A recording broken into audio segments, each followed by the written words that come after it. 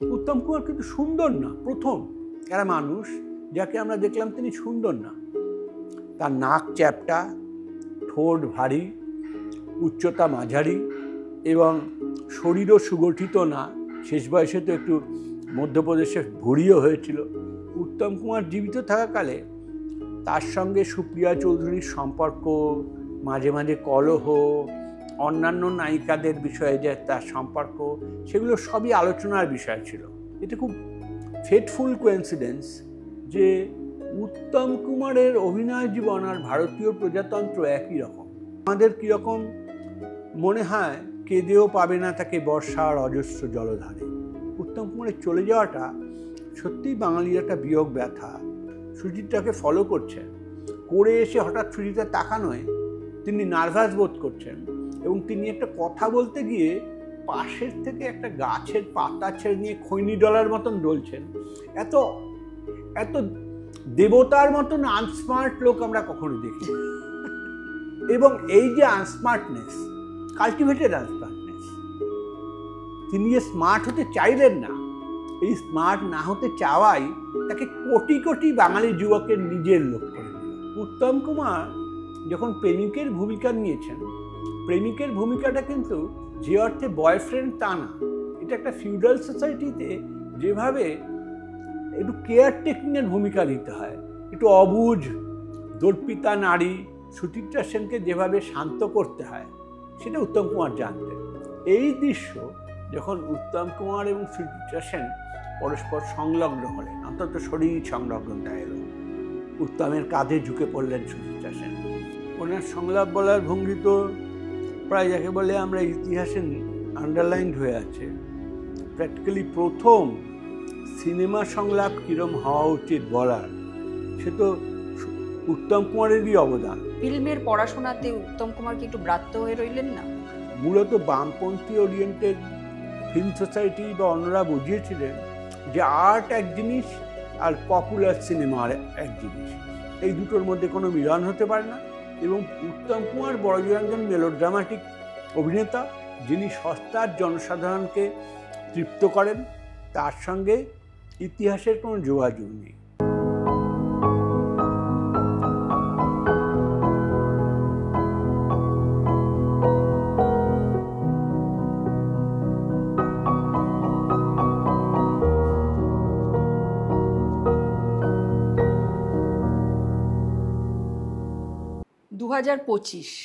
হ্যাঁ, আমরা এখন 2025-এ রয়েছি।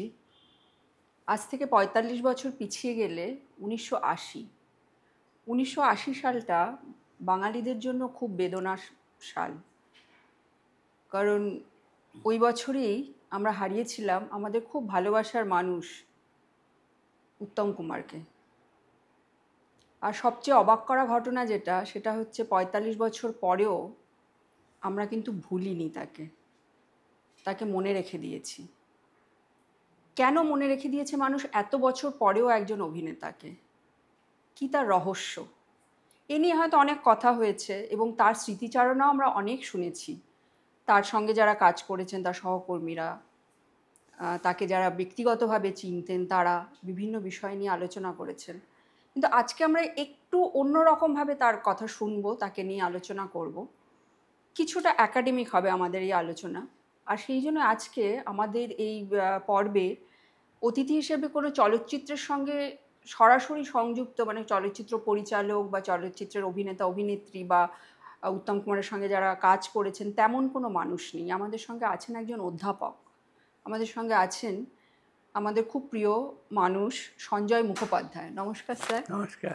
অনেক অনেক ধন্যবাদ আমাদের এই অনুষ্ঠানে আসার জন্য। এবং আমরা আপনার কাছ থেকে একটু মানে বিশ্লেষণ করে জানতে চাইব যে উত্তম কুমার এই যে 45 বছর ধরে আজও মানুষের মনে রয়ে গেলেন, আর আপনি কি তাকে কাছ থেকে দেখেছেন, সেই আপনার সেই অভিজ্ঞতা এবং আজকের এই যে ওনার থেকে যাওয়া 45 বছর পরেও সেই প্রবাদ বাক্যকে মিথ্যে করে দেওয়া, যেটা বারবার লোকে বলে যে দেহপট শনে নট সকলই হারায়, সেই প্রবাদ বাক্যকে মিথ্যে করে দিয়েও আজ এত বছর পরেও যে উনি রয়ে গেছেন মানুষের মনে, এর পেছনে কি রহস্যই বা কি আর বিজ্ঞানী বা কি? আপনাকে এই প্রসঙ্গের অবতারণা করার জন্য ধন্যবাদ জানাই। প্রসঙ্গটা খুব জরুরি যে উত্তম কুমার মৃত্যুর ৪৫ বছর বয়সেও কেন এত জীবিত। এই যে জুলাই মাস শুরু হতে যাচ্ছে, জুলাই, আগস্ট, সেপ্টেম্বর, জুলাই মাস ওর মৃত্যুর মাস ২৪ তারিখ এবং জন্ম সেপ্টেম্বর মাসে। দেখবেন এই সময় ওর ছবি নিয়ে টিভি, এমনকি ওর এমনি ছবি নিয়ে হলগুলোতে আলোচনা হয় এবং লোকেরা উত্তম কুমারকে নিয়ে খুব ভাবে। উত্তম কুমার এমন একটা আবেগপ্রবণ দেখা যায় বাঙালিকে, বিশেষত মধ্যবয়সী বাঙালিকে। আমি ২০-২২-এর বাঙালির কথা ঠিক নিশ্চিতভাবে বলতে পারবো না, যে আমাদের কীরকম মনে হয় কেঁদেও পাবে না তাকে বর্ষার অজস্র জলধারে। উত্তম কুমারের চলে যাওয়াটা সত্যিই বাঙালির একটা বিয়োগ ব্যথা। এবং উত্তম কুমার তো দীর্ঘজীবী ছিলেন না, সরকারি মতে তার ৫৪ বছর বয়স হয়েছিল, হয়তো বাস্তবে আর একটু বেশি। অভিনেতাদের বয়স সেভাবে নিরূপণ করা যায় না। কারণ উত্তম কুমার সম্বন্ধে আপনি বারবার বলছেন যে অভিনেতা, কিন্তু উত্তম কুমার সে অর্থে কোনো অভিনেতা নন। উত্তম কুমার অভিনেতা তো বটেই, কিন্তু তিনি না এক ধরনের সাংস্কৃতিক পরিসর, কালচারাল স্পেস। উত্তম কুমার মানে অনেকগুলো জিনিস। উত্তম কুমারকে অভিনেতা বললে তিনি নিশ্চয়ই উত্তম অভিনেতা, কিন্তু একজন সিনেমা স্টার, স্টার কথাটা আমি বিশেষ অর্থে ব্যবহার করলাম, তারকা বা নক্ষত্র, তিনি সম্ভবত স্বাধীন বাংলার একমাত্র নক্ষত্র। তার কতগুলো গুণ ছিল, তো তার থেকে বেশি হচ্ছে তিনি এই যে আমরা আজকাল থেকে পাবলিক ডোমেন বলি, তাতে ঢুকে পড়েছিলেন। আমি একটা সিনেমার কথা বলি আপনাকে, দেখেছেন, মাঝে মাঝে টিভিতে দেখানো হয়। ১৯৬৫ সালে তোলা তপন সিংহের গল্প হলেও সত্যি, তাতে কিন্তু উত্তম কুমার কোনো অভিনয় করেননি, চরিত্র হিসেবেও নেই উত্তম কুমার ওই ছবিটায়। সেখানে আছে দুপুরবেলা কয়েকজন গৃহিণী, তারা দুপুরবেলার অলস আড্ডার সময় খাটে, সম্ভবত উল্টোরথ নামে একটা পত্রিকা ছড়িয়ে উত্তম কুমার বিষয়ে কথা বলছেন।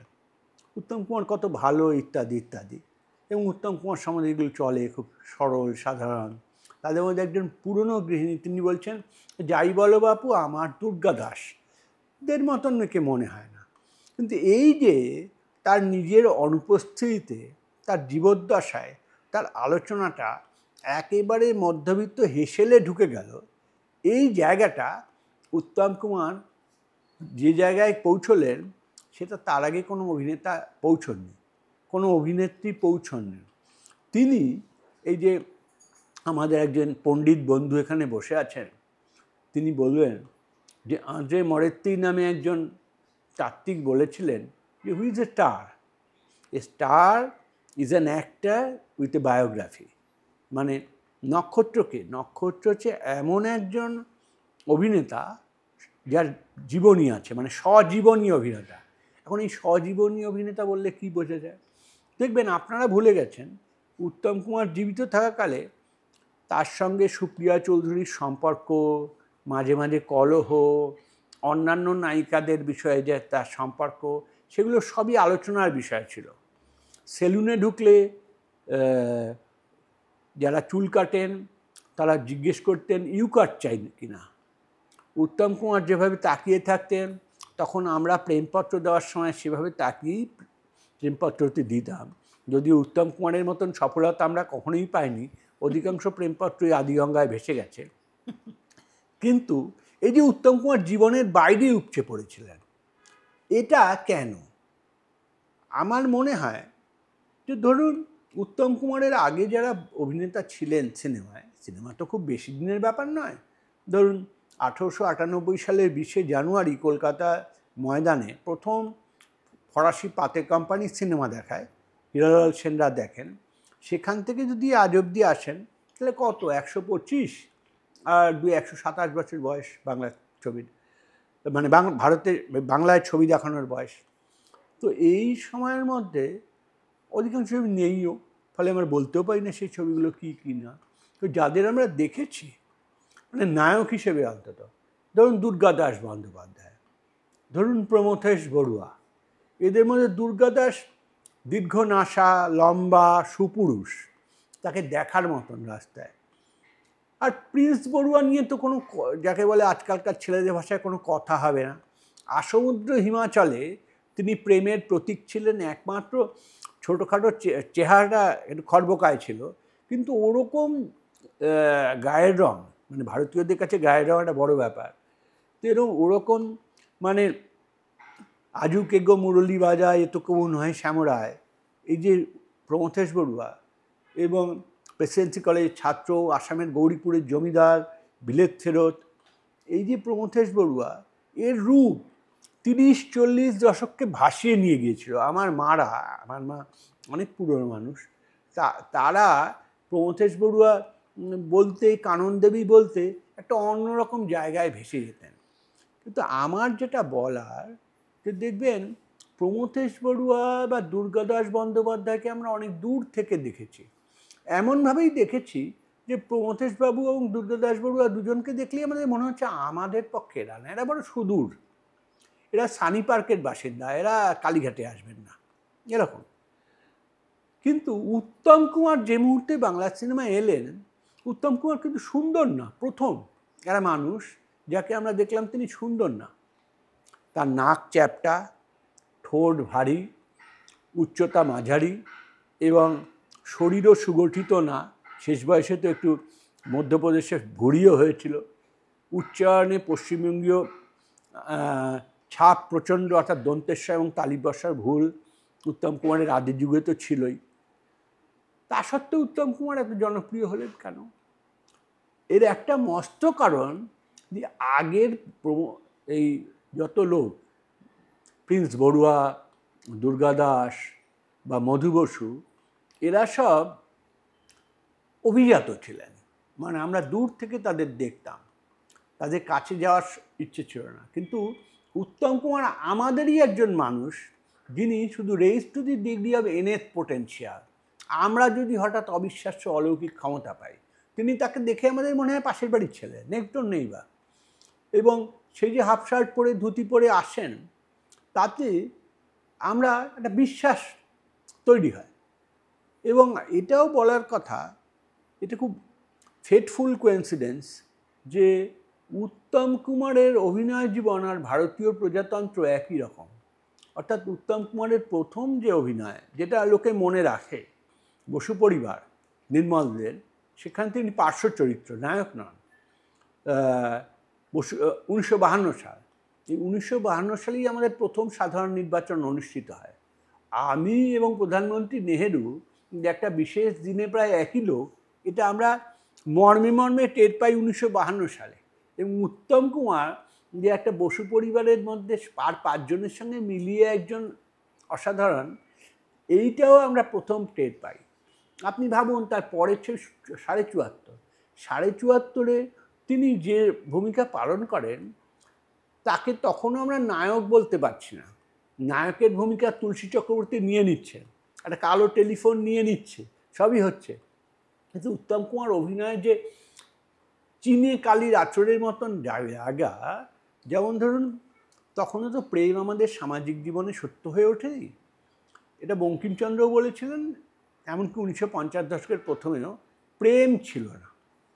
তখন বিয়ে হয়ে যেত, বড়দের পছন্দ ছিল, কিন্তু এই পার্কে গিয়ে বসা ঠসা ওসব মধ্যবিত্ত জীবনে ছিল না।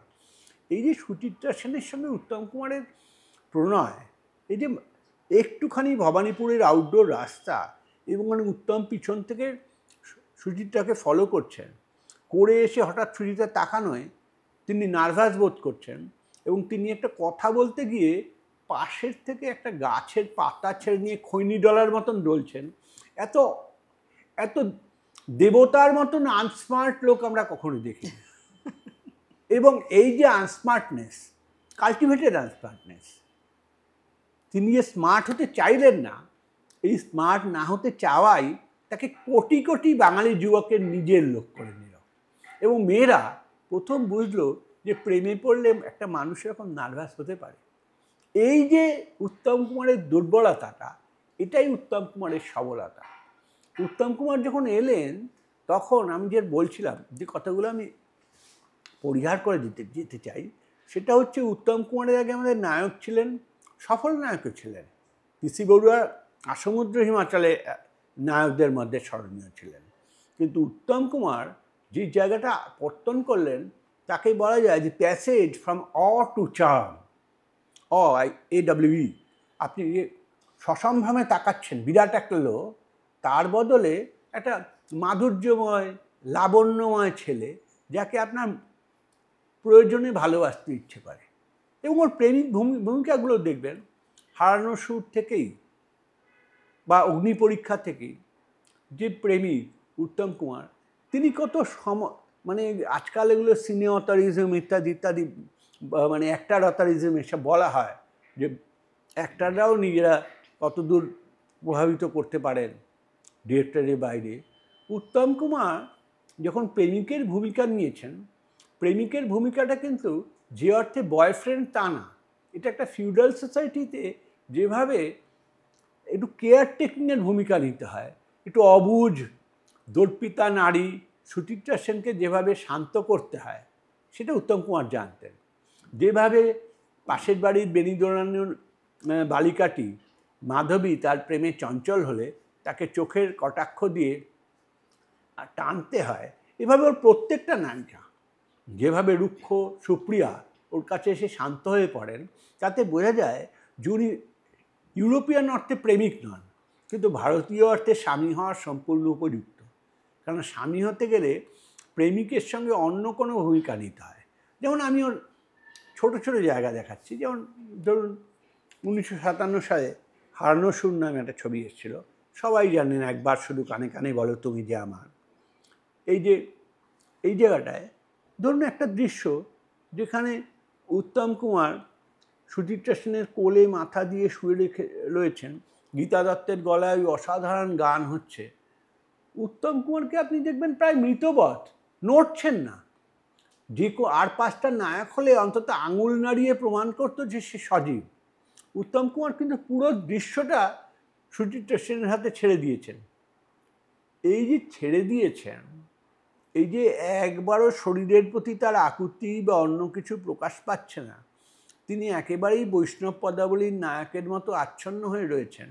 এবং সুচিত্রা সেনের পুরো রাধার মেকআপ, পলাশ ফুল, ট্র্যাডিশনাল ভারতীয় প্রেমের যে নিদর্শন, যে পরিবেশ, তার মধ্যে উত্তম কুমারের নিষ্ক্রিয়তা আমাদের মহিলাদের যেরকম বিশ্বাস অর্জন করেছিল যে এ একজন সত্যি বিশ্বাস্য প্রেমিক, এ কোনো অসভ্যতা করবে না।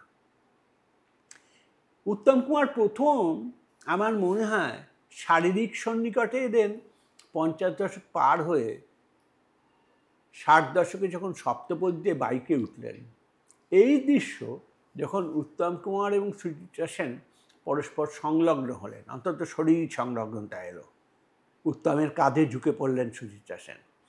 কিন্তু মনে রাখবেন, এই স্বাধীনতার এই 14 বছর আমাদের পক্ষে অনেক দিক দিয়ে স্বাধীনতার ফাঁকি এসছে, ভারতের অর্থনৈতিক সংকট এসছে এবং উদ্বাস্তু সমস্যার প্রাথমিক অভিঘাত কেটে গেছে। তখন একজন নর নারী নিজেদের মধ্যে কথা বলতে পারেন। এই উত্তম কুমার ক্রমশ যখন বড় হয়েছেন, তখনই দেখবেন তার যে আগের যে গ্রাম থেকে শহরে আসা মূর্তি, মানে ধরুন 1955 সালে পথের পাঁচালী মুক্তি পেল এবং সাতমোচন মুক্তি পেল। সাতমোচন আগে, পথের পাঁচালী পরে। পথের পাঁচালী অপরাজিত যদি দেখেন তাহলে অপু একজন গ্রাম থেকে শহরে আসা ছেলে, যে শহরে নিজেকে খুঁজে পাবে, শহরের সভ্যতার সঙ্গে নিজেকে যুক্ত করবে। আর উত্তম কুমারও কিন্তু সাতমোচনে গ্রাম থেকে শহরে আসা একজন মানুষ, যে অ্যাকোমোডেটেড হতে পারছে না। এই যে অ্যাকোমোডেটেড হতে পারছে না, নগরায়নের এই সমস্যা, এটা আপনি দেখবেন রাজ কাপুরের যে ছবিগুলো, 3-420, আওয়ারা, এগুলো সব এই পিরিয়ডেই হচ্ছে। শিবাজি গণেশনের ছবি এই পিরিয়ডেই হচ্ছে। সারা ভারতে যে নগরায়নের সমস্যা এবং কী করে একটা গ্রামীণ সভ্যতা নগর সভ্যতাকে জড়িয়ে ধরবে, সেটা সত্যজিৎ রায় যেমন অপরাজিত একটা শিল্পিত জায়গা থেকে ধরেছিলেন, এরা তেমনি পপুলার জায়গা থেকে ধরেন। উত্তম কুমার যখন শোনো পৃথিবী শোনো প্রাণহীন এই নগরের রীতিকথা, ইটের পাঁজরে লোহার খাঁচায় দারুণ মর্ম ব্যথা বলেন, তখন আমরা আমাদের স্মৃতি থেকে আমরা বুঝি যে এই এত বড় শহর, এত বড় নৈর্ব্যক্তিকতা, একে আমাদের জুঝে ওঠা কঠিন, কিন্তু আলটিমেটলি আমরা পারি। দেখবেন এই যে উত্তম কুমার খানিকটা পৌরাণিক চরিত্রগুলোতে অভিনয় করেন, মানে যেগুলো আমাদের মানে বাংলার গল্পের যে কাঠামো, সেগুলোতে যে কিংবদন্তির, এই যে উত্তম কুমার বারবার ভুলে যাচ্ছেন, অগ্নি পরীক্ষায় ভুলে যাচ্ছেন সুচিত্রা সেনকে, হারানোর সুরে ভুলে যাচ্ছেন, এবং কোনো একটা সূত্রে তার মনে পড়ছে, এগুলো দেখবেন ভারতীয় ঐতিহ্যে একেবারে মর্মের ভেতর গেঁথে আছে। এই যে দুষ্মন্ত ভুলে গিয়েছেন শকুন্তলাকে, এই যে নল ভুলে গিয়েছেন দময়ন্তীকে, এই যে বিশেষ বিশেষ সূত্রে একটা আংটি দেখে তাদের পরস্পরকে মনে হলো, এই যে একটা গান শুনে তাদের পরস্পরকে মনে হলো।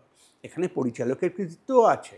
র্যান্ডাম হারভেস্ট নামে একটা হলিউডের ছবি দেখে অজয়কার এই ছবিটার পরিকল্পনা করেন, কিন্তু এই মনে হওয়াগুলো আমাদের জাতীয় অবস্থানের সঙ্গে মিলে যায় বলে উত্তম কুমারকে আমাদের লোক বলে মানতে সুবিধা হয়েছে।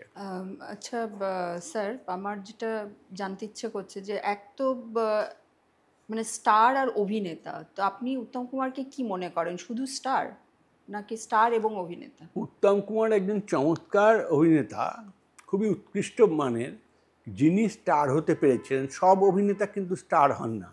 যেমন বাংলাই বলছি, ছবি বিশ্বাস একজন বিরাট অভিনেতা, বা তুলসী চক্রবর্তী, কিন্তু এরা স্টার নন। আবার সব স্টার অভিনেতা নন। জন ওয়েন, তিনি স্টার ছিলেন, কিন্তু অভিনেতা হিসেবে তেমন কোনো উল্লেখযোগ্য ভূমিকা পালন করেনি। এখন উত্তম কুমার অভিনেতা এবং স্টার। আমি আগেই বলেছি যে উত্তম কুমার যাদের সঙ্গে অভিনয় করতেন, ধরুন তার ঈষৎ ছোট সৌমিত্র চট্টোপাধ্যায়, তার সমবয়সী এক ছোট অনিল চট্টোপাধ্যায়, বসন্ত চৌধুরী, বিশ্বজিৎ চট্টোপাধ্যায়, এদের যে আমাদের দেশে পুরুষের রূপের যে ব্যাখ্যাগুলো দেওয়া হয়, তার সঙ্গে উত্তম কুমারকে তুলনা করেন, তাহলে উত্তম কুমার এদের সবার সঙ্গে দেখতে খারাপ। কিন্তু উত্তম কুমার পারেন, ওই যে বলছিলাম নেক্সট ডোর নেইবার, আমাদের পাশের বাড়ির ছেলে হিসেবে, একটা আটপৌরের ছেলে হিসেবে যে কোনো সমস্যাটা মুশকিল আসান করে দেন। আমাদের ধারণা হয় যে সুচিত্রা সেন যতই অবুঝ হন বা অরুন্ধতী দেবী বিচারকে যাই হন, এর একটা সমাধান নিশ্চয়ই এই জাদুকরের কাছে আছে।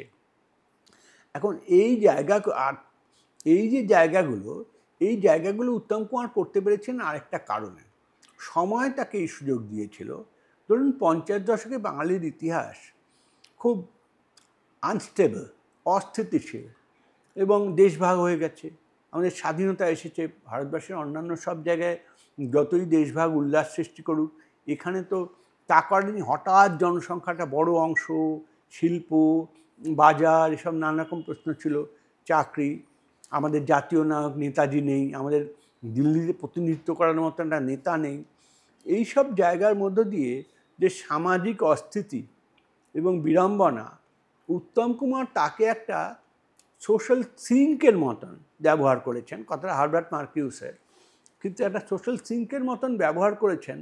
এবং তার যে ক্যারিজম্যাটিক অ্যাপিল, যে উত্তম কুমার, এই উত্তম কুমারটা এসছে তখনই আসে যখন সমাজ খুব অস্থিতিশীল এবং সমাজের আনসার্টেন ভ্যালুজ, সেখানে এই ধরনের চরিত্ররা তারা এক ধরনের সার্টেনিটির অ্যাসুরেন্স দিতে পারেন। কারণ উত্তম কুমার পলিটিক্যাল লিডার নন, তিনি বিধান রায় নন, তিনি জ্যোতি বসু নন, তাকে পরীক্ষা দিতে হয় না, এদের 5 বছর অন্তর পরীক্ষা দিতে হয়। এবং উত্তম কুমারের ব্যালেন্স শিট অক্ষুণ্ণ থাকে। এমনকি তিনি যখন নায়ক নন, মানে রোমান্টিক নায়ক নন, ধরুন পার্থপ্রতিম চৌধুরীর যদুবংশ থেকে শুরু হলো, তখন ঠিক এই কারণে তিনি দেখবেন দৃষ্টি সরিয়ে নিতে পেরেছেন। যদুবংশ স্টারেড ছবি, শর্মিলা ঠাকুর থেকে কে ছিল না, কিন্তু ওই যে বয়স্ক গণনাথ, তার সুদূর দৃষ্টি, আপনি অভিনেতা বলছিলেন, গণনাথের যদি দৃষ্টিটা দেখেন, তার মধ্যে একদম সাফারিং অফ সলিটিউড, নিঃসঙ্গতার যে যন্ত্রণা, একজন মানুষ স্বপ্ন দেখেছিল, সেই স্বপ্ন হারানোর যে যন্ত্রণা, এটা উত্তম কুমার যেভাবে ফুটিয়ে তোলেন সেটা অবিশ্বাস্য। এবং এমনকি যুবকদের কামনারও, ধরুন আমি আপনাকে বলছিলাম হারানো সুরের কথা, যেখানে উত্তম কুমারের শরীর স্পর্শ করার কোনো ইচ্ছাই নেই।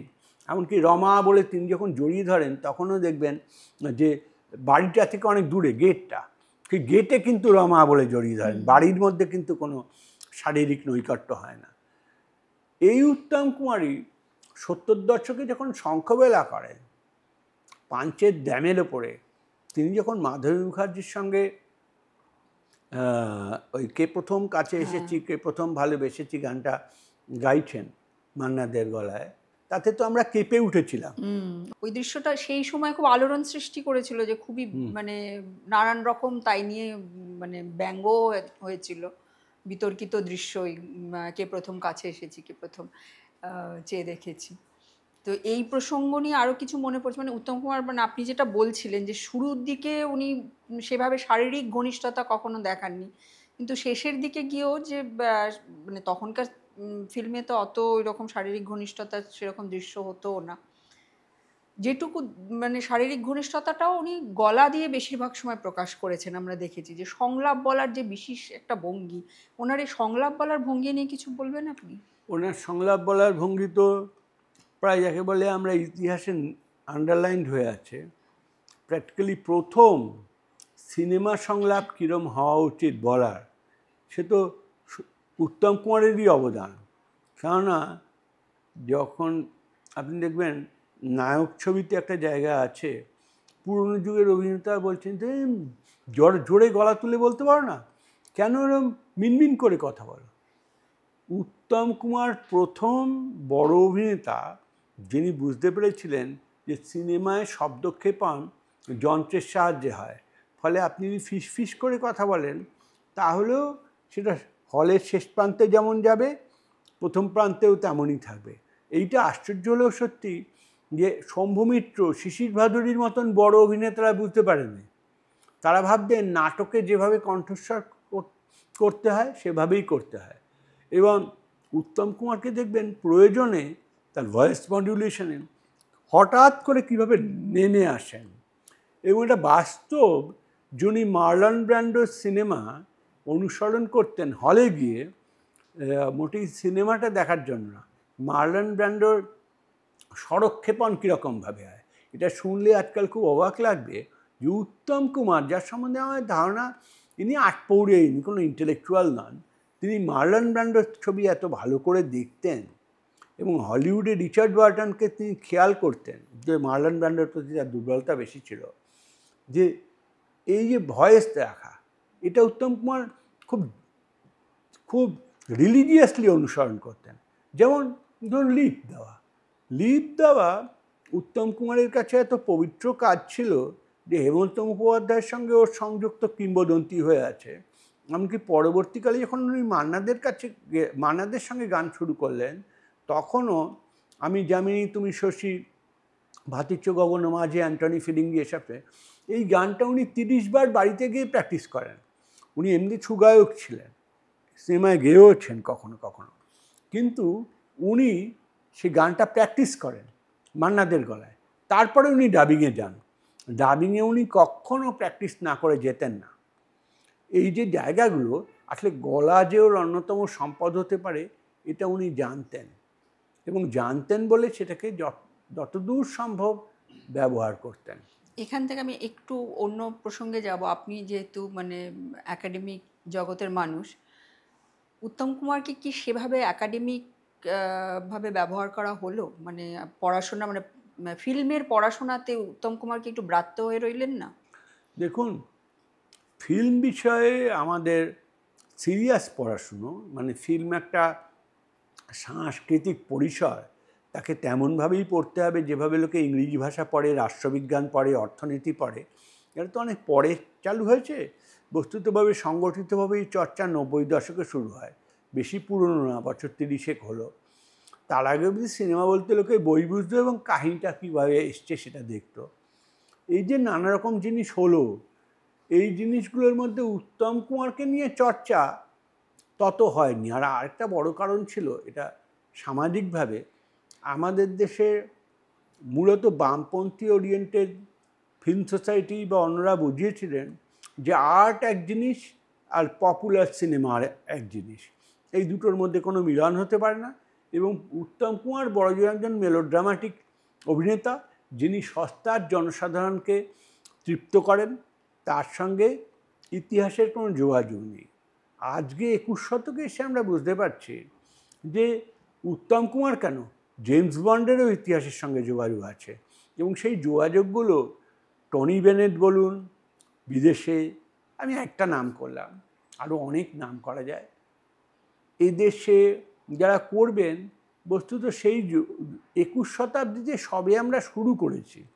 এবং সেই শুরুটা আপনি জানেন, শুরু করার সময় যে সর্বগুণ সম্পন্নভাবে শুরু করা যায় তা নয়। ফলে উত্তম কুমার সম্বন্ধে ধারণাও তেমন প্রখর এবং খুব তীক্ষ্ণ নয়। যেমন আমরা সৌমিত্র চট্টোপাধ্যায়কে কেন ভালো অভিনেতা বলি?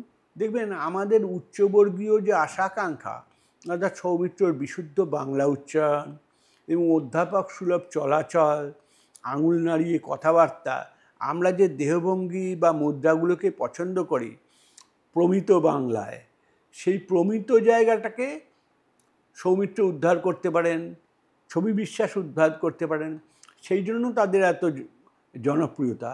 কিন্তু ধরুন আমাদের তুলসী চক্রবর্তী, তিনি যে দৈহিক অভিনয়টা করেন, যেটা হলিউডে আর্লি এতে সাইলেন্ট সিনেমার লোকেরা করতেন, ধরুন ফতুয়াটা খুলে ফেললেন, কিংবা স্ত্রীর সঙ্গে ঝগড়া হচ্ছে, হঠাৎ কিছু পইতে দিয়ে পিঠ ঘষলেন, মনে হল ইহুদি মেনুহীন ছড় চালাচ্ছেন।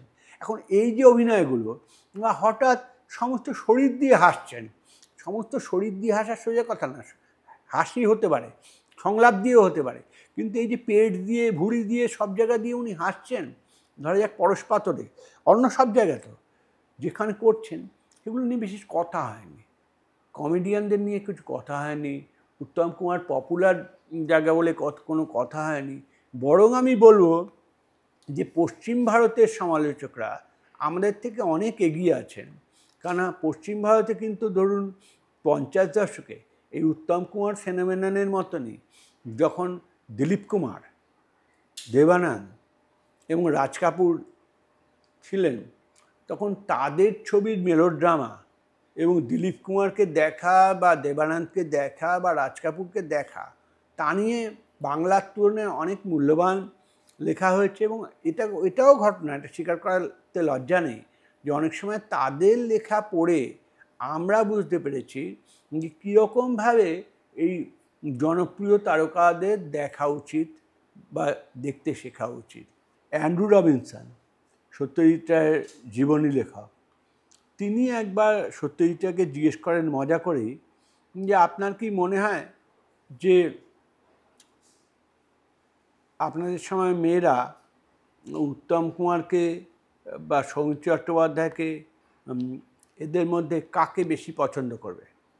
তাতে সত্যজিৎ রায় একটু ভেবে উত্তর দিয়েছিলেন যে আমার মনে হয় প্রেসিডেন্সি কলেজের মেয়েরা সৌমিত্রকে করবে, কিন্তু বাকিরা উত্তমকে। এর মধ্যে একটা ব্যাপার আছে, ওই যে আমি আপনাকে বললাম সৌমিত্রর যে কুলীন অভিজাত রূপ এবং উপস্থিতি, সেইটাকে আমাদের সফিস্টিকেটেড আরবান কালচার গ্রহণ করে, যেটা সত্যজিৎ প্রেসিডেন্সি সম্বন্ধে বলছিলেন মিড 60s। কিন্তু আদারওয়াইজ উত্তম কুমারকে গ্রহণ করার ক্ষেত্রে কিন্তু কারুর কোনো দ্বিধা ছিল না।